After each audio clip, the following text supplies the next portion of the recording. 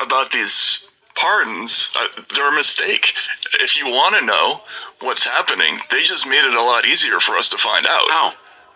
Because now, once the pardon's delivered, the person can't plead the fifth. If they're brought before a grand jury, they can't take the fifth anymore. If they're brought before a congressional committee, they can't invoke their right against self-incrimination. So they have to say something. And this is what's so interesting, because I've been talking to criminal defense attorneys, people who are former Senate investigators, some current Senate investigators, and they all kind of said the same thing.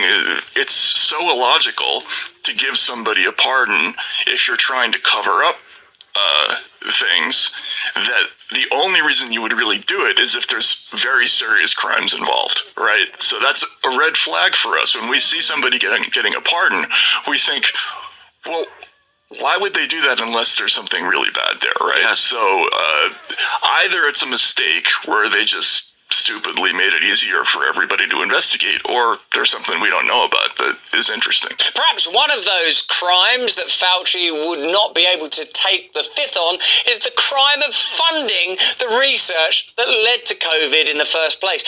Wouldn't it be beyond deliciously ironic if the person that was put in charge of our response to COVID was the person that had somehow actually caused it? I mean, what an extraordinary global farce that Anthony Fauci, who is in a sense presented as the public solution to COVID, was in fact the actual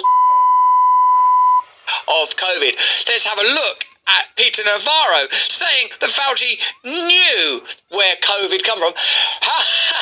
Iraq using incredible weapons. How do you know that? We looked at the receipt, to quote the great Bill Hicks. Let's have a look. Fauci, when he was sitting there, that SOB knew for a fact that that virus came from the Wuhan lab.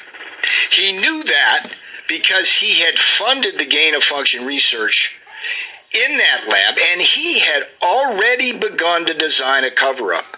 And we know that from the emails he sent to a group of researchers, academics, trying to get their support to push that come-from-nature theory.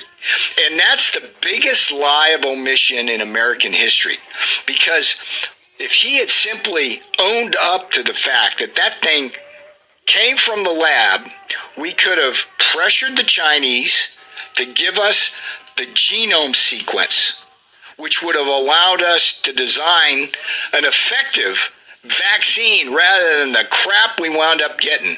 And again, Trump got lied to about that, not just by Fauci, but by Pfizer.